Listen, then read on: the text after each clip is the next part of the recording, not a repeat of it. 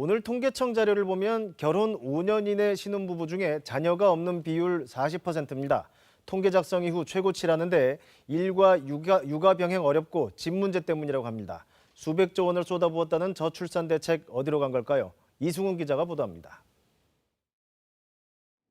지난해 기준 결혼 5년 이내 신혼부부는 126만 쌍입니다. 1년 만에 6만 쌍, 4.7% 감소했습니다. 최근 결혼한 1년차 신혼부부만 따져보면 감소율이 6%가 넘습니다. 문제는 이렇게 결혼하는 사람이 준데다 혼인한 부부마저 아이를 갖는 걸 주저하면서 인구 감소가 가속화되고 있다는 겁니다. 지난해 신혼부부 가운데 자녀가 없는 가구의 비율은 42.5%로 1년 만에 2.3%포인트 더 증가했습니다. 10쌍 가운데 4쌍 이상은 결혼한 지 5년 안에 아이를 낳지 않고 있다는 겁니다. 평균 출생아 숫자도 0.71명으로 역대 최저치입니다. 이렇게 출산율이 낮은 건 먼저 일과 육아를 함께 부담하는 어려움에서 비롯된 걸로 보입니다.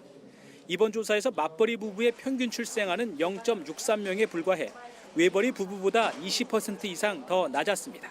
특히 이제 아내 같은 경우에 육아 부담이나 그다음에 일을 병행하기에는 좀 어려움이 있기 때문에 이번에 맞벌이 부부의 비중이 늘어나면서 출생아 수도 평균이 낮아진 것으로 그렇게 보입니다. 주거 문제도 있습니다. 집을 소유한 신혼부부의 평균 출생아 수는 0.79명이지만 무주택 가구는 0.65명에 그쳤습니다. 집 문제가 출산에 걸림돌이 되고 있다는 얘기입니다. 주택가격 고공행진 등의 신혼부부의 빚이 1년 만에 12%나 느는 등 살림살이가 팍팍해진 것도 이유로 꼽힙니다. 전문가들은 맞벌이 부부의 육아 지원과 효과적인 주택 공급 정책이 신혼부부 저출산 대책의 핵심이라고 강조하고 있습니다.